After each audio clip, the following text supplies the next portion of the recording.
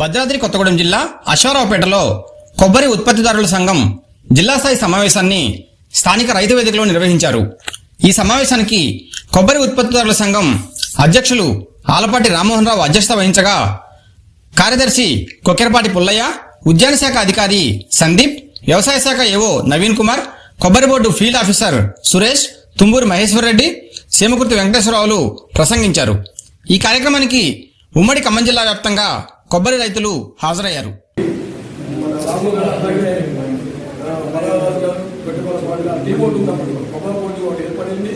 దానికి ఒక కమిటీ ఉంది. ఆ కమిటీ ద్వారానే మనకి వ్యవసాయ కళాశాలలో పక్కన ఉన్నటువంటి రీసెర్చ్ సెంటర్ కూడా ఏర్పాటు చేయడం, కొబ్బరి జాతి బిందువులు ఎన్ని రకాల ఉత్పత్తులు అర్థం కట్టడం, దాన్ని కొబ్బరి పరిశోధన కేంద్రంగా దాన్ని ఉంచాలని కాన్సెప్ట్ అని ఒక 40 ఎకరాల భూమిని ప్రభుత్వం ఆనాడు కొబ్బరి పథకం మినిస్టర్ ఉన్నప్పుడు వ్యవసాయ కళాశాల అట్లనే అనుబంధంగా అగ్రికల్చర్ అట్లానే ఆ పక్కన కొబ్బరి రీసెర్చ్ సెంటర్ పెట్టడం జరిగింది. కానీ అది కొంతకాలం పనిచేసిన తర్వాత దాని ఎన్నికలో అది నిర్లక్ష్యం గురించి దానికి సంబంధించి సమస్య రామగురి చెప్తారు. కాబట్టి ఇప్పుడు లేటెస్ట్ ఏంటంటే తెలంగాణ ఏర్పడిన తర్వాత కొబ్బరి బోర్డు అనేటువంటిది వాళ్ళు ఏర్పాటు చేయాలని చెప్పి మళ్ళీ వాళ్ళ కాలంలో 2000 సంవత్సరంలో అది 2024 సంవత్సరాలుగా మళ్ళీ రాము గారు ఆలోచన చేయడం నిరంతరం కూర్చోవడం ఇప్పటికి 4 సొసైటీలు ఏర్పాటు చేయడానికి దాదాపు 4 సంవత్సరాలు పట్టింది. సొసైటీ అనేది నిందా చెప్పి 10 మొక్కల నుంచి 50 ఎకరాల రైతులు కూడా పరిగణన తీసుకొని ఒక 50 మంది రైతులు ఒక భూభాగం ఏ ప్రాంతంలో ఒక ప్రాంతానికి ఒక లొకేషన్గా ఫైండ్ అవుట్ చేసి ఆ ప్రాంతంలో రైతులకి సభ్యులుగా ఏర్పాటు చేసి అది సొసైటీ ఏర్పాటు చేసి వాళ్ళ స్వయంప్రతిపత్తిగా వాళ్ళని ఆర్గనైజ్ చేసుకుంటూ కొబ్బరిలో ఉన్నటువంటి సౌకర్యాలు ప్రభుత్వం నుంచి మనకి కేంద్ర రాష్ట్ర ప్రభుత్వం నుంచి సౌకర్యాలు ఉపయోగించుకోవడం కోసం బోర్డు సొసైటీ ఏర్పాటు చేయాలని చెప్పి విజయవాడ నుంచి 1-2 సార్లు వారు ఒక 10-15 సార్లు విజయవాడ రామగారి కొంతమంది సభ్యులు ఈ ప్రయత్నంలో భాగంగానే కొబ్బరి అనేటువంటి రైతులకి ఒక ఆసక్తి కలిగి కొన్ని దరఖాస్తులు ఇవ్వడం, ఆ దరఖాస్తులు కూడా దరఖాస్తులు అనే పేరు ఎందుకంటే దరఖాస్తు అంటేనే అనేది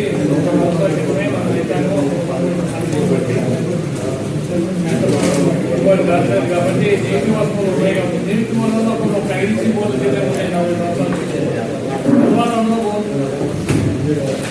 తర్వాత సొంతంగా వ్యవసాయం చేసుకోవాలనే ఉద్దేశంతో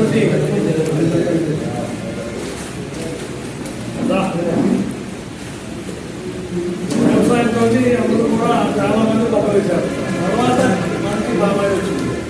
కాబట్టి కొబ్బరి వేసాం కానీ కొబ్బరికాయ మనకి కొత్తగా ఎవరికైనా అమ్ముకుంటున్నాం తప్ప ఇక మిగతా ఉత్పత్తులు దానికి సంబంధించిన ఫ్యాక్టరీలు మిగతా రాష్ట్రాల్లో మన దగ్గర లేవు. కాబట్టి మన దగ్గర 10 రూపాయలు కొబ్బరికాయ ఉంటుంది. అటు తమిళనాడు 25 రూపాయలు కిలో ఉత్పత్తి ఫ్యాక్టరీలో ఉన్నాయి. కాబట్టి వాటి కొనుక్కుని నీళ్ళు తయారు చేయడానికి ఆ ఫ్యాక్టరీలో కొనుక్కోవాలి. ఆ నీళ్ళు కొట్టినాక కొబ్బరికాయ దాని నుంచి పౌడర్ వేస్తారు, పాలు చేస్తారు. పాలు తీసుకున్నాక ఆ పౌడర్ని పౌడర్ వేసుకోవడం అవుట్లెట్లు పెట్టి అమ్ముకుంటారు. అలాగే మిగతా ఉత్పత్తులన్నీ కూడా వచ్చిన ఆయిల్ చేస్తారు. ఆ వచ్చిన ఆయిల్ మనని కొబ్బరి నుంచి తాగమంటారు. ఆ తాగం అనేది మామూలు కాదు. ఈ వచ్చిన ఆయిల్ కాదు, వచ్చిన ఆయిల్ అంటే పచ్చి కొబ్బరి నుంచి నూనె చేస్తారు. కాబట్టి ఇట్లాంటి ఉత్పత్తులన్నీ అక్కడ ఉన్నాయి. కాబట్టి అవి ఇంపార్టెంట్. రైతులు బలంగా ఉన్నారు, ముందుగా ఉంటా కొబ్బరి కొబ్బరి ఉన్నాయి. బాగా కానీ కొబ్బరి కానీ అవి కానీ మొత్తం కానీ ఓన్లీ కొబ్బరి ఏ ఫ్యాక్టరీకి ఆ ఫ్యాక్టరీ సంబంధించి కట్టుకోవాలి. చిన్న చిన్న రైతులు 5 లక్షలు 10 లక్షల ఫ్యాక్టరీలు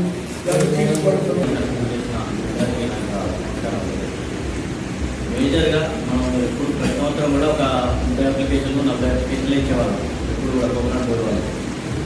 కానీ లాస్ట్ ఇయర్ మన రాము గారు కానీ ఎప్పుడు ఫామ్ చేసి 2 మీటింగ్లు పెట్టి చేయటం వల్ల దాదాపు నాకు 212 కేసులు ఈ టైంలో మనం బోర్డు వాళ్ళకి పంపుతున్నాం. వాళ్ళందరికీ దాదాపు 80% వాళ్ళందరికీ డబ్బులు పడ్డాయి. 20% లాస్ట్ మార్చ్ టైంలో పంపడం వల్ల అది ఫండింగ్ లేక ఆగింది. మిగతా వాటితో బట్టి దాదాపు 4.5 లక్షలు పడ్డాయి రైతులకు.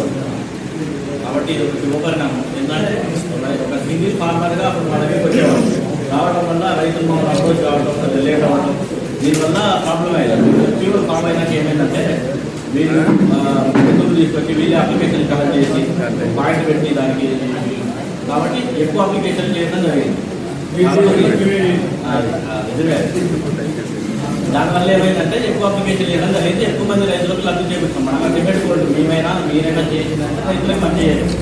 అది ఈ రకంగా బెనిఫిట్ అయింది రైతులకు. కాబట్టి ఇంకా చేసిన వాళ్ళు, కొత్తగా చేసిన వాళ్ళు కానీ 4 సంవత్సరాలు లోపున్న రైతులు ఇంకా అయ్యే వాళ్ళు కానీ అందరు రైతులు అప్లికేషన్లు ఇస్తే అప్లికేషన్లు మళ్ళీ పంపేది. ఎందుకంటే మార్క్స్ దగ్గరకు వస్తుంది, వాళ్ళు బడ్జెట్ అలాట్మెంట్ అలర్ట్ చేస్తున్నారు కాబట్టి మనం ఆ బడ్జెట్ ల్యాప్ చేయకుండా మనం ఇంటర్వ్యూ పంపిస్తే బాగుంటుంది.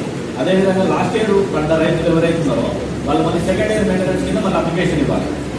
పాత బ్యాంక్ అకౌంట్కే డబ్బులు కట్టాలి. బ్యాంక్ అకౌంట్ ఈ కాపీలను అవసరం లేదు. వాళ్ళకి కావాల్సిన మళ్ళీ అప్లికేషన్ ఇస్తే దొరుకుతుంది.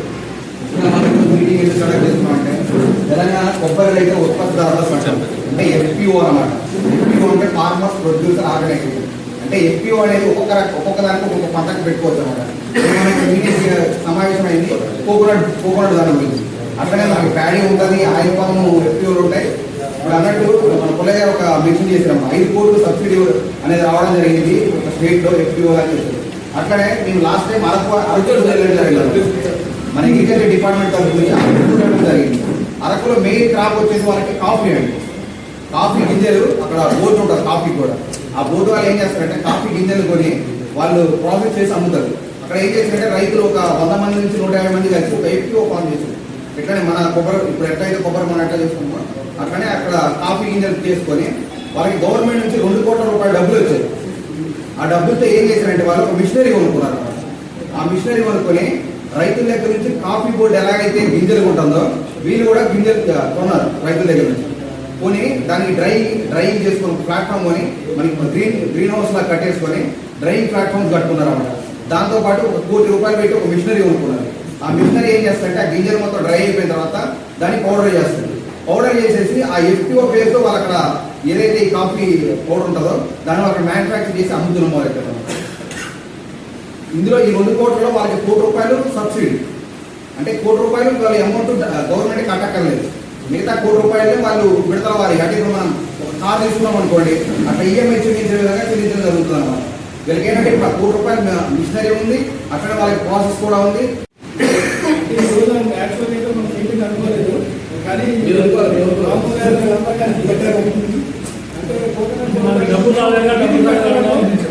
మీటింగ్ పెట్టాలంటే మా ద్వారా పెట్టాలి.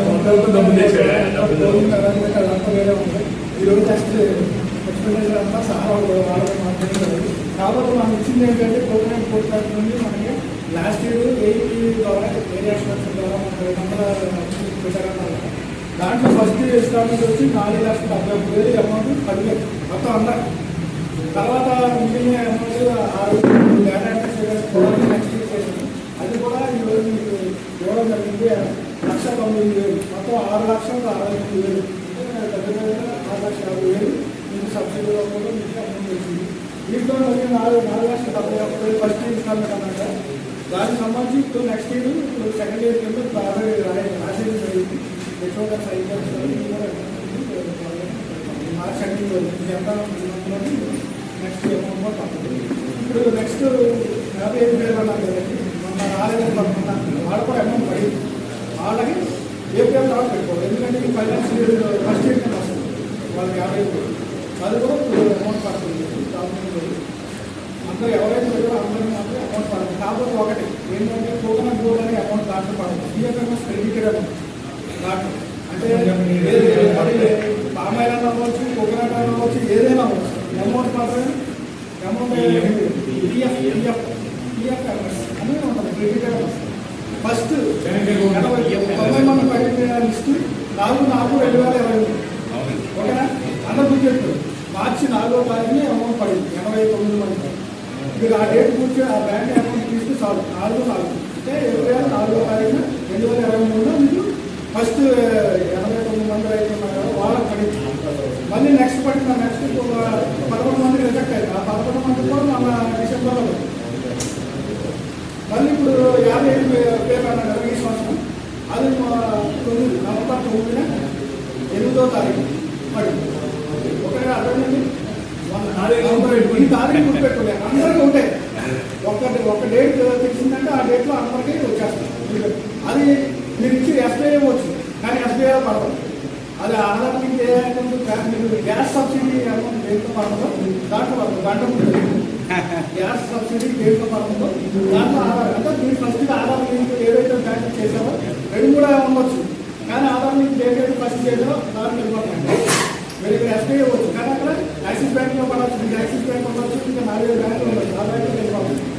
కాబట్టి ఈ డేట్ బట్టి చూడవచ్చు. చాలా మంది ఆ లిస్ట్ 10 లిస్ట్ కూడా చదివేస్తుంది. 89 మంది పేర్లు కూడా చదివేస్తారు. పేరు చదివేస్తారు, చదువుతారు.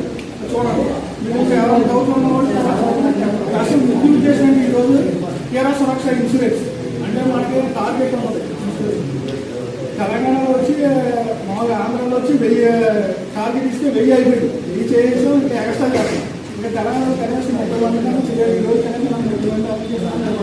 ఇన్సూరెన్స్ అయితే కేరళ సురక్ష ఇన్సూరెన్స్ అంటే ఇప్పుడు మనకి కొబ్బరి చెట్టు కార్మికులు ఉన్నారు కదా, కొబ్బరి చెట్టు ఎక్కేవాళ్ళు ఎవరన్నా కార్మికులు ఎవరన్నా వాళ్ళకి ఇన్సూరెన్స్ ఉంటుంది. పొరపాటున దిగురేత కలుగుతారు. పక్కన కరెంట్ ఉంటే ఏదైనా కొబ్బరి చెప్పడం ఏదైనా యాక్సిడెంట్ అయ్యి చిన్నవాళ్ళు ఏదైనా అలా ఏదైనా అయినా వాళ్ళకి ఇన్సూరెన్స్ మనం పెట్టుకుంటే ఏదన్నా మనకు వస్తుంది. 5 లక్షల ఇన్సూరెన్స్ ఉంటుంది. 2012 వరకు 2 లక్షలే ఉంటుంది. దాన్ని రివైజ్ చేసి 5 లక్షలు చేయడం జరిగింది.